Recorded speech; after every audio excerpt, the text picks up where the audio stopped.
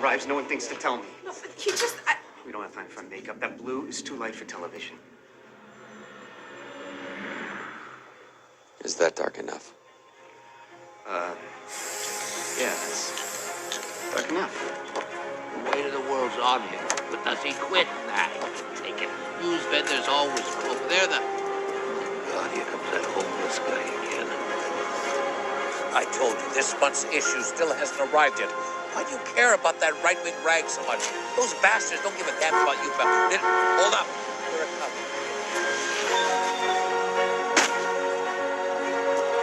Seymour.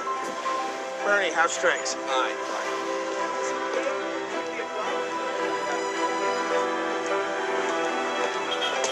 Maybe we should get a cab. These are bad neighborhoods. Yeah, well, I'm in a bad mood.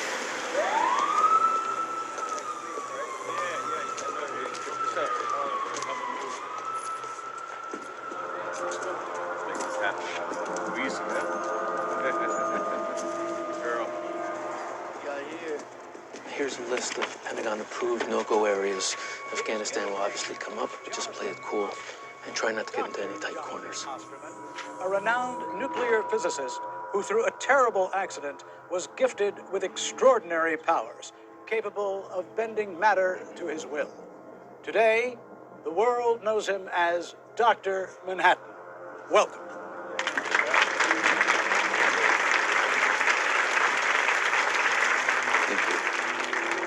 Right.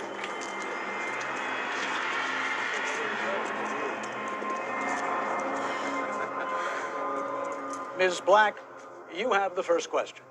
Dr. Manhattan, as you know, the doomsday clock is a symbolic clock face analogizing humankind's proximity to extinction. Midnight representing the threat of nuclear war. As of now, it stands at 4 minutes to midnight. Would you agree that we're that close to annihilation? My father was a watchmaker. He abandoned it when Einstein discovered that time is relative. I would only agree that a symbolic clock is as nourishing to the intellect as a photograph of oxygen to a drowning man. So you're saying there is no danger? Even in a world without nuclear weapons, there would still be danger.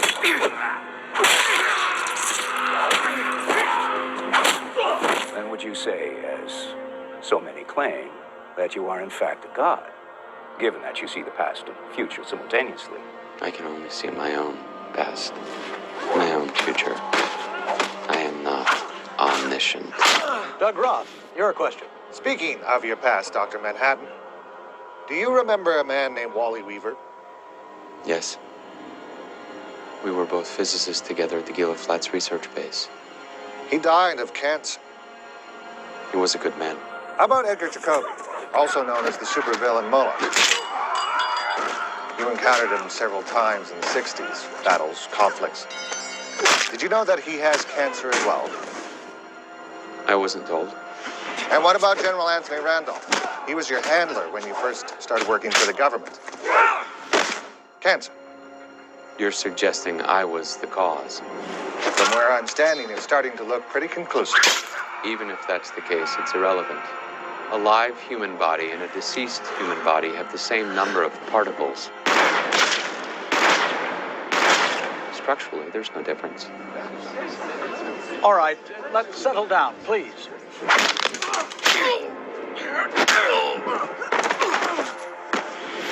What about Janie Slater? You think it makes a difference to her? Janie? Your ex-girlfriend? She was a physicist too. You saw each other for 11 years. Doug, one question at a time. She has cancer as well. Doctors have given her 6 months. Isn't that right, Miss Slater?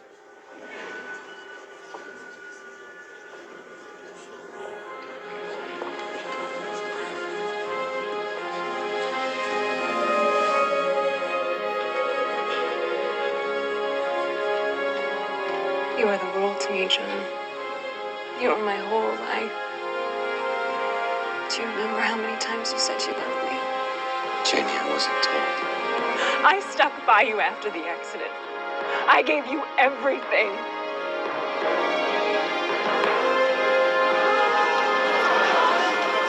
The I wasn't told. I didn't know. Damn you, John. God damn you. Janie, wait.